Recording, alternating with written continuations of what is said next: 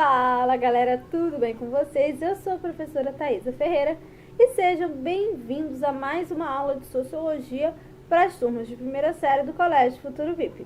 Hoje a nossa aula ela é dedicada à avaliação final, a quem precisa fazer a avaliação final de Sociologia.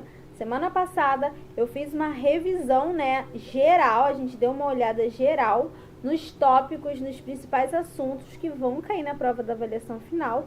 E hoje eu vou fazer com vocês, a gente vai resolver juntos, Nós iremos resolver juntos a lista de exercícios referente à avaliação final. Dica que eu vou dar a vocês, vocês vão assistir ao vídeo. Simultaneamente a isso, eu recomendo que vocês abram, se possível, a lista de exercícios ou no computador ou deixa impresso, não sei. E aí vocês vão tentando fazer. Quando chega uma questão, dá aquele pausa o vídeo rapidinho, tenta pensar sozinho, tenta desenvolver, tenta elaborar. E aí dá o play para ver se o resultado está corretinho, se está fazendo direitinho. Falou, pessoal? Vamos lá, avaliação final. Falta muito pouco para acabar. Chegamos até aqui. Vamos chegar melhor ainda nas férias. Falou, galera? Então, só para recapitular, o plano de estudos de vocês vai cair apostila unidade 1, os capítulos 2, 3 e 4, Os fundamentos da sociologia os clássicos, Durkheim, Marx e Weber. E na unidade 2, os capítulos 1 e 3, que são os primórdios da sociologia no Brasil e a sociologia no Brasil contemporâneo. Falou? Vamos começar agora a fazer os exercícios juntos para a gente não perder muito tempo. Tá aí, relembrando mais uma vez o conteúdo que vai cair na prova. Dá aí uma olhada. Tá aqui, ó. Não dá mole. Valeu, galera? Estuda, que não tá difícil, mas também vocês precisam ter muita atenção. Falou? Então, vamos lá. Volta aqui.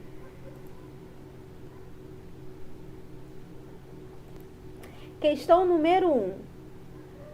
A questão das classes sociais ocupa um papel fundamental na teoria de Karl Marx. Para ele, existem condicionantes e determinantes na complexa relação entre indivíduo e sociedade, e entre consciência e existência social. Considerando as reflexões de Karl Marx sobre esse tema, marque a alternativa incorreta.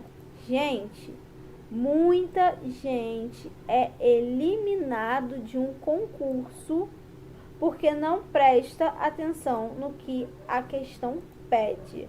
Galera, se ele pede a incorreta, é porque das 4 alternativas, 3 dizem respeito à teoria desenvolvida por Karl Marx e uma está totalmente fora de contexto, tá? Então, bora lá. A luta de classes desenvolve-se no modo de organizar o processo de trabalho e no modo de se apropriar do resultado do resultado do trabalho humano. B. A luta de classes está presente em todas as ações dos trabalhadores quando lutam para diminuir a exploração e a dominação. Em meio aos antagonismos e lutas sociais, o indivíduo pode repensar a realidade, reagir e até mesmo transformá-la, unindo-se a outros em movimentos sociais e políticos. E D. As classes sociais sustentam-se em equilíbrios dinâmicos e solidários, sendo a produção da solidariedade social o resultado necessário à vida em sociedade. Gente, então a gente tem que marcar qual é a questão errada.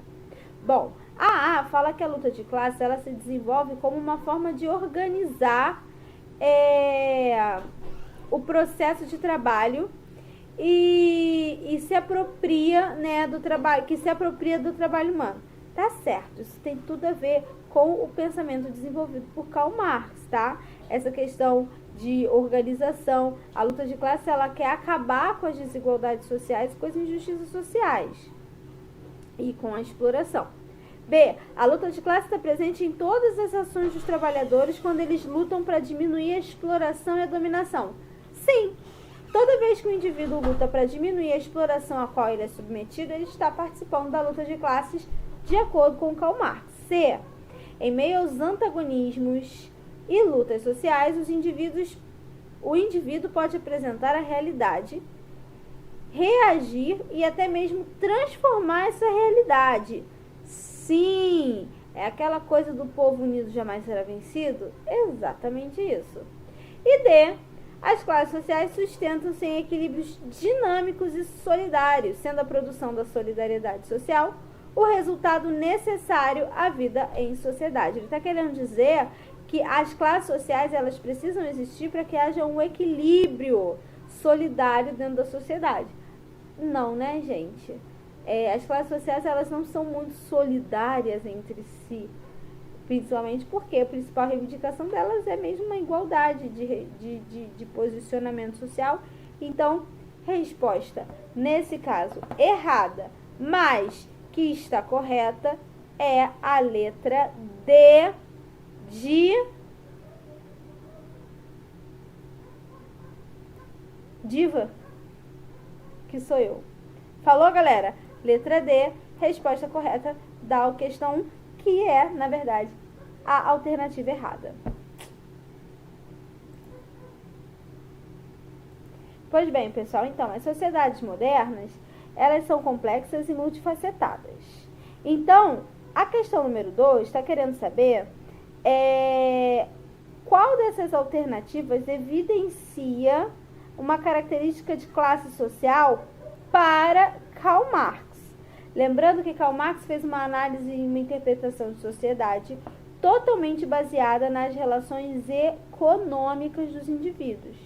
Então, a resposta correta tem que ter relação com uma observação dentro dessa visão econômica. Então, no caso, a alternativa A fala de status social e cultural. A B fala de função social que cada indivíduo tem na sociedade. A C está falando de ação política dos indivíduos. A D, de identidade social. E a E está falando da posição dos indivíduos nas relações de produção. Galera, a única que está falando de produção, exploração e essa parte econômica é a alternativa E. É de espetacular, que sou eu. Falou, pessoal? Questão número 3. Calma aí, vamos embora. Bora lá, galera. Questão número 3. É a condição material dos indivíduos que determina os demais aspectos de sua vida.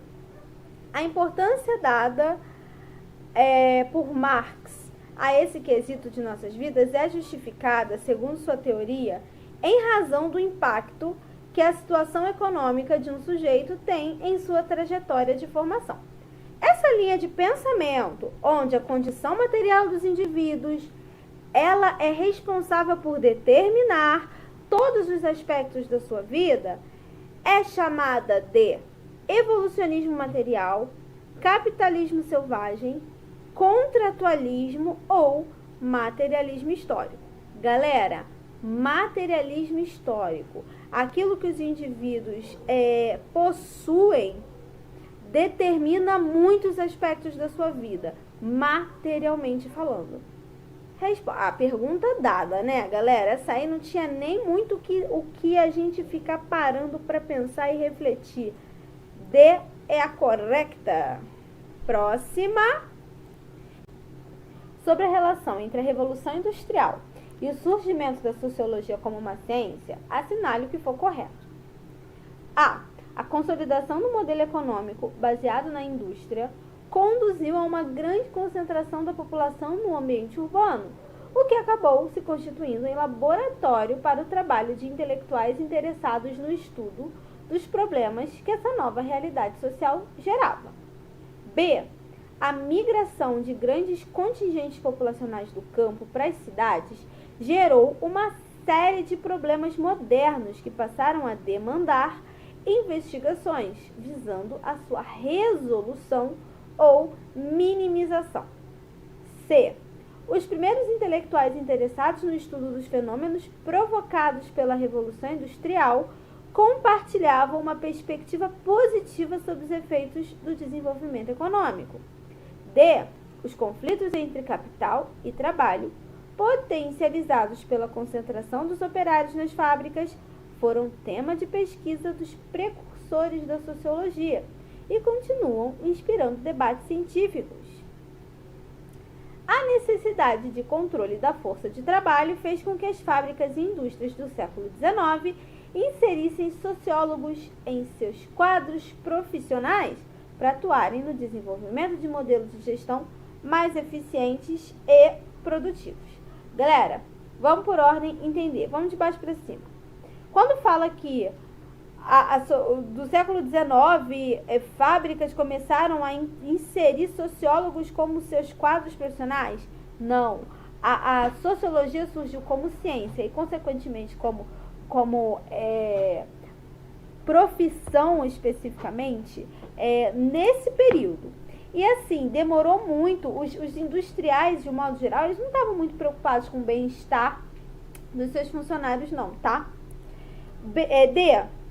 O conflito entre capital e trabalho, potencializado pela concentração dos operários nas fábricas, foram tema de pesquisa dos precursores da sociologia e continuam inspirando. Gente, capital e trabalho, ok, foi tema de Karl Marx, mas a gente não pode dizer que foi tema dos precursores, tá? Não foram todos eles que usaram, que adotaram essa visão de capital e trabalho. C. Os primeiros intelectuais interessados no estudo dos fenômenos provocados pela Revolução Industrial compartilhavam uma perspectiva positiva sobre os efeitos. Na verdade, ninguém sabia exatamente quais seriam os efeitos da Revolução Industrial, principalmente na vida e no bem-estar social de um modo geral. A migração de grandes contingentes populacionais do campo para a cidade gerou uma série de problemas modernos que passaram a demandar investigações visando resolução ou minimização. Galera, não podemos dizer que eles pretendiam resolver os problemas em um primeiro momento, tá? Eles estavam primeiro fazendo uma análise da situação. Essa sociologia crítica que pretende resolver, trazer soluções, ela foi um pouquinho depois desse primeiro momento, tá? E bom, corrigimos todas.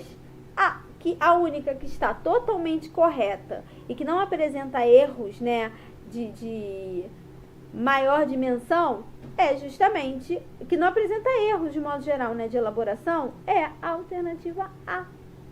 Então, letra A é a certa da questão 4. Próxima, bora para 5. Vamos lá. A sociologia surgiu para suprir a necessidade de se entender os fenômenos sociais e as regras fundamentais pelas quais se baseiam nossas relações. Entretanto, a sociologia contemporânea difere-se da ideia original, na medida em que... Qual é a diferença da sociologia contemporânea para a sociologia lá do seu primórdio? Vamos lá. Entende-se que as sociedades são como organismos vivos, com leis de funcionamento estabelecidas e imutáveis. É amplamente aceito que as diferenças raciais determinam características do convívio do sujeito, uma vez que é a raça que estabelece o comportamento social. C. Entende-se que as sociedades e as relações sociais possuem infinitas variações, não sendo possível traçar leis gerais que justifiquem ou expliquem, em termos absolutos, todas as formas de interação humana no mundo social. D.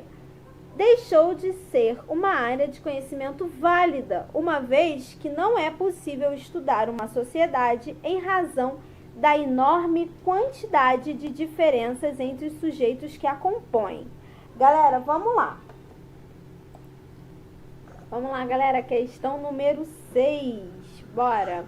O autor, considerado pai da sociologia Auguste Comte, acreditava que a nova ciência da sociedade deveria igualar-se às demais ciências da natureza, que se pautavam pelos fenômenos observáveis e mensuráveis. para que assim fosse possível compreender as regras gerais que regem o mundo social do indivíduo.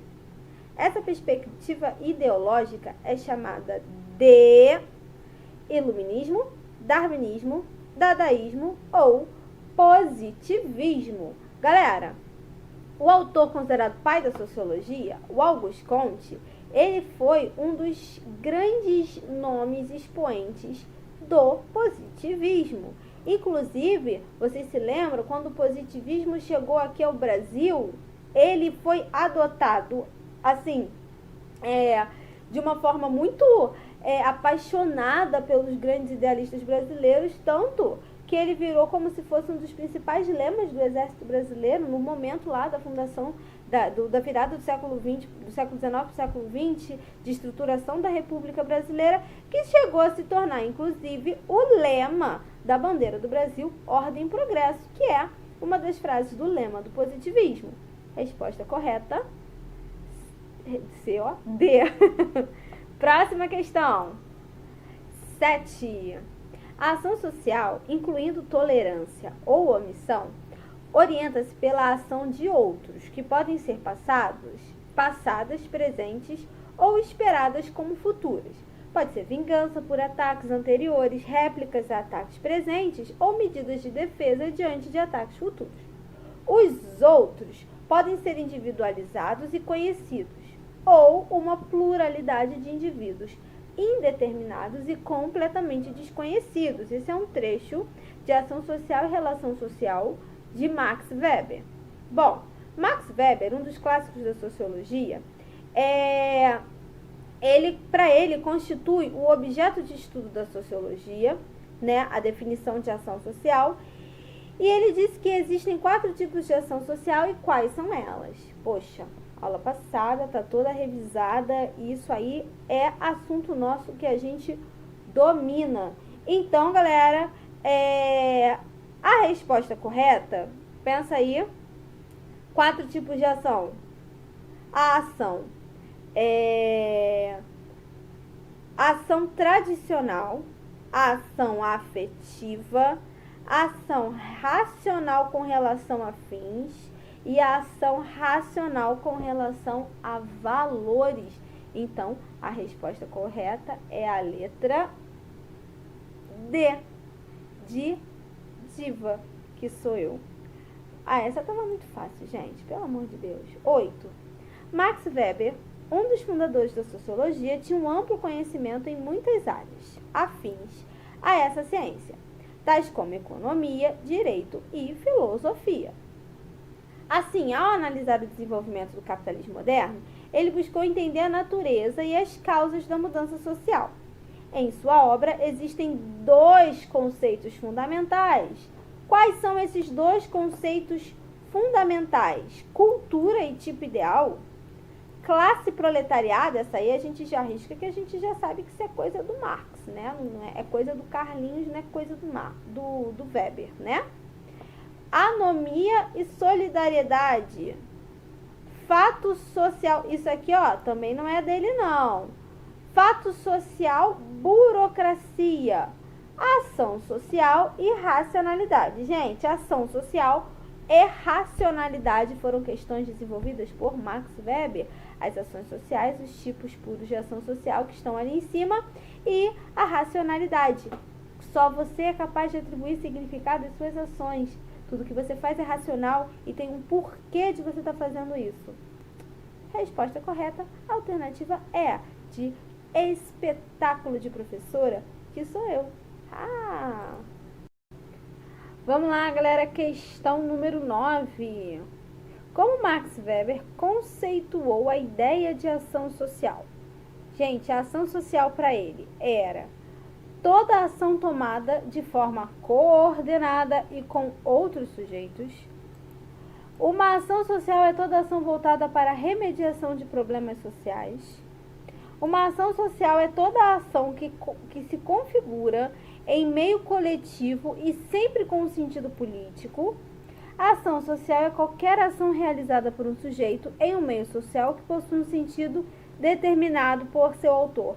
Galera, Somente você é capaz de atribuir significado para as suas ações. Eu já falei isso hoje.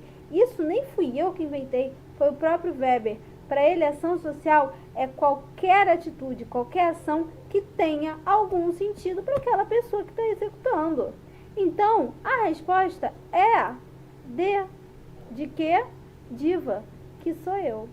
Falou, galera? Próxima questão. 10. A sociologia de Florestan Fernandes inaugura uma nova época na história da sociologia brasileira. Não só descortina novos horizontes para a reflexão teórica e a interpretação da realidade social, como permite reler criticamente muito do que tem sido a sociologia brasileira passada e recente. Florestan Fernandes é o fundador da sociologia crítica do Brasil. Toda a sua produção intelectual está impregnada de um estilo de reflexão que questiona a realidade social e o pensamento. As suas contribuições sobre as relações raciais entre negros e brancos, por exemplo, estão atravessadas pelo empenho de interrogar a dinâmica da realidade social. Florestan Fernandes pertenceu a uma geração de sociólogos brasileiros que consolidou a sociologia como disciplina acadêmica. Ótimo! Florestan Fernandes foi um dos caras que transformou a sociologia, tirou a sociologia só do método da pesquisa, fora das salas de aula, e levou para estudo de caso, para uma sociologia crítica, para uma análise de sociedade e para tentar encontrar respostas. Tendo como base as informações contidas no texto e esse período da história da sociologia do país, é incorreto, galera, é incorreto afirmar que mais uma questão negativa, mais uma questão que pede a resposta errada. Galera, não se emociona, porque se vocês se emocionarem, vocês vão marcar a resposta errada por uma bobeirola do coração de vocês. Então vamos lá. A disciplina se tornou uma tradição científica obrigatória nos cursos de ciências sociais, independente de outros cursos. Verdade? Verdade. A sociologia, antes, ela fazia parte do curso da graduação, da formação em Direito. Daí, a sociologia passou a ser um curso próprio, ser o curso de Sociologia. B. Os estudos sociológicos desse período estavam voltados a questões nacionais, às relações raciais, à mobilidade social dos diferentes grupos étnicos e ao mundo rural brasileiro. Sim, galera, nessa época, a gente pode dizer que a sociologia estava muito tentando entender como chegamos aonde estamos. Como o Brasil se tornou isso que a gente vê. Como que o Brasil se transformou. Essas eram as questões. Entender o histórico e a trajetória nacional. C. A sociologia se institucionalizou desde a criação do Colégio Pedro II no Rio de Janeiro em 1933. Não, pessoal, não tem relação. A sociologia não se institucionalizou nesse momento, foi antes, tá? A criação da Escola Livre de Sociologia e Política de São Paulo representa um marco importante na consolidação e ensino da sociologia nas universidades brasileiras. Correto! A sociologia tinha como principal objetivo formar profissionais capacitados a produzir estudos baseados na ciência que explicassem os problemas sociais do país. Verdade absoluta. Portanto, de todas as alternativas que a gente leu, de tudo que a gente viu, a única alternativa incorreta é a letra C. C de chuchu, beleza? Valeu, galera. Então, letra C é a resposta certa, que na verdade é a resposta errada, né? Ele pediu pra gente marcar a incorreta, tá aí a incorreta, galera. Voltando. Para Gilberto Freire, a família, não o indivíduo, nem tampouco o Estado, nem nenhuma companhia de comércio é, desde o século XVI, o grande fator colonizador do Brasil. A unidade produtiva, o capital que desbrava o solo, instala nas fazendas, compra escravos, bois, ferramentas, a força social que se desdobra em política, constituindo-se na aristocracia colonial mais poderosa da América. Sobre ela, o rei de Portugal quase reina sem governar. Os senados e câmara, expressões desse familismo político, cedo limitam o poder dos reis e mais tarde o próprio imperialismo, ou, antes, parasitismo econômico que procura estender do reino as colônias dos seus tentáculos absorventes. Uau, Gilberto Freire, que loucura! Casa Grande Senzala. Assinale a alternativa correta. Para Freire, o Estado brasileiro foi o grande impulsionador do desenvolvimento brasileiro. Foi isso que ele falou? A família, não o indivíduo e nem tampouco o escravo. Então, né? Vamos ler com atenção, pessoal. Para Freire, o rei de Portugal mantinha total controle sobre o processo de colonização do Brasil. Essa questão é interpretativa. Sobre ela, o rei de Portugal reina sem governar. C. Para Freire, a família não pode ser considerada agente colonizador do Brasil. Galera, a família, ele fala aqui, ó, a família, nem tampouco o Estado, nem nada, foi o grande fator colonizador do Brasil. Errado, né?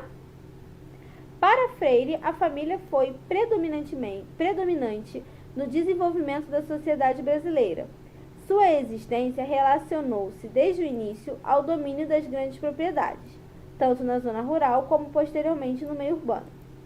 Para Freire, a família manteve-se longe da aristocracia colonial brasileira. Gente, a única resposta que pode ser isso aí, baseado na interpretação do texto, é a alternativa D, de Diva e Dondoca, que é a titia, tá? Ó, interpretação de texto. Essa tava ridícula, como diria minha avó, ridícula. Vamos lá. Leia o fragmento abaixo.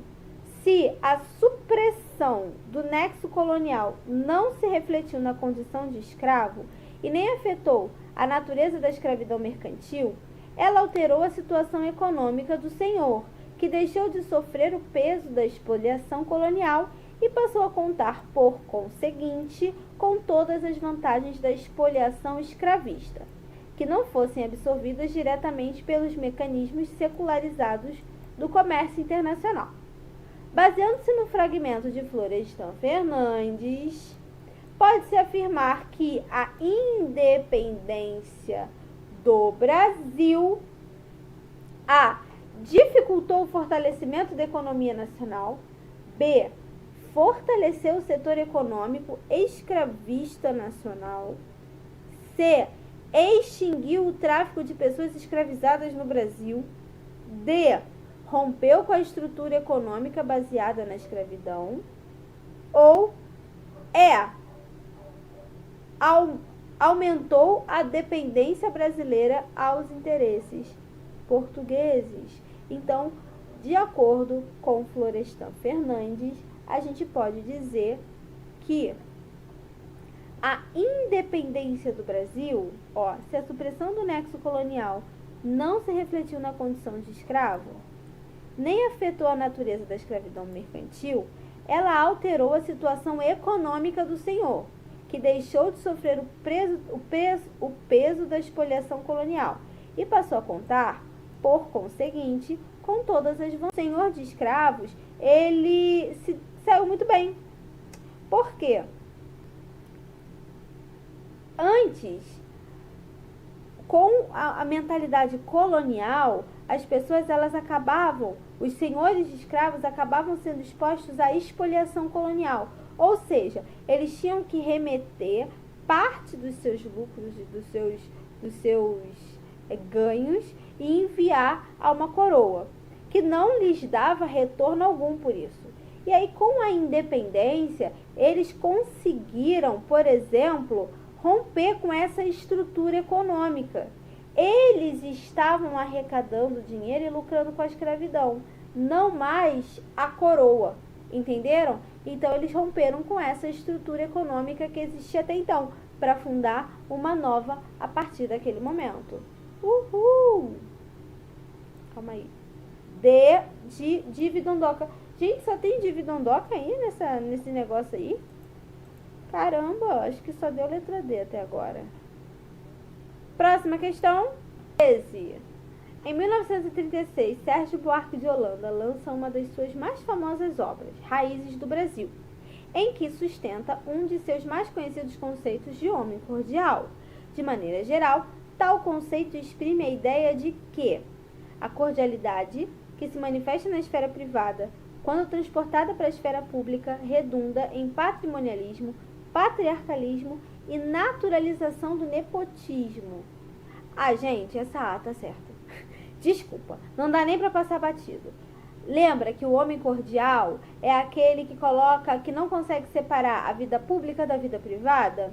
É aquele cara que tem um cargo de confiança para dar a alguém, um cargo de extrema importância. Aí ele tem duas opções: dar esse cargo a uma pessoa altamente capacitada para tal, ou dar esse cargo para alguém que é da família dele, que ele sabe que está precisando, mas que não tem formação nenhuma para exercer tal função. Ele está colocando em questão, ele está colocando em jogo uma questão ética. É alguém altamente capacitado para exercer tal função ou alguém que eu gosto? Isso aí é um homem cordial. É aquele que coloca a vida pessoal acima da vida profissional, da esfera profissional, tá? E bom, sim, com a cordialidade, essa falta de vida pública, né, que existia entre os indivíduos aqui no Brasil, ela redundou no patrimonialismo, patriarcalismo e naturalização do nepotismo. Nepotismo é quando você indica pessoas da sua família, do seu círculo familiar, para cargos de confiança mesmo que eles não tenham capacitação para tal. Então, a resposta, né, gente, é basicamente essa. A gente não pode nem discutir isso, mas vamos ver as próximas. Estereótipo brasileiro calcado na tríade futebol, carnaval e samba é falso, incoerente, não tem nada a ver. Sérgio Buarque de Holanda não fala sobre isso. O catolicismo brasileiro, desde a colônia, se caracterizou pelo convívio pacífico com manifestações religiosas. Pacífico não, né, galera? Perseguição altamente ativa a qualquer coisa que fosse advinda da cultura africana e que fosse afro-brasileiro, né? Não rola. O brasileiro é cordial e pacífico, avesso a movimentos contestatórios, que pode ser comprovado pela ausência de conflitos sociais em sua história. Caramba! O Brasil teve um monte de conflito social, o Brasil teve um monte de levante, de revolta separatista, de brigas sociais. E falar no conceito do Sérgio Buarque de Holanda, cordial, não tem nada a ver com pacífico, são conceitos diferentes. E miscigenação tornou a população brasileira dotada de traços de tolerância e convívio com as diferenças sociais. Isso aí é Gilberto Freire, e não procede. Então, resposta correta, letra A. Última questão, galera. Vamos embora. Leia o trecho a seguir. Veja. Vê uma atitude racista no culto à mulata ou reafirma sua tese de que esse culto está uma prova da ausência de problemas raciais no Brasil. O Brasil é realmente uma democracia racial perfeita? Resposta de Gilberto Freire: perfeita de modo algum. Agora que o Brasil creio que posso dizer sem dúvida, a mais avançada democracia racial do mundo de hoje, isto é, a mais avançada nesses caminhos de uma democracia racial. Ainda há, não digo que haja racismo no Brasil, mas ainda há preconceito de raça e de cor entre grupos brasileiros e entre certos brasileiros individualmente. É possível afirmar que a resposta de Gilberto Freire reforça o preconceito racial dos antigos senhores escravocratas, desrespeita a figura da mulata, pondera a questão do racismo no Brasil com a evidência de que há democracia racial, ainda que imperfeita, incita o ódio entre as raças ou ignora a história do passado escravista brasileiro. Gente, ele está ponderando a questão do racismo com a evidência de que há democracia racial, ainda que imperfeita. Ele continuava defendendo o conceito da existência de uma democracia racial, ou seja, que não havia hierarquias raciais no Brasil, que pessoas não recebiam tratamentos diferenciados baseados na sua cor de pele, origem étnica, traços culturais, traços genotípicos, expressões e tudo mais. Resposta correta, C de Chuchu, que sou eu. Falou, galera, um beijo pra vocês, estudem, se cuidem e até o ano que vem. Beijo, galera, fui!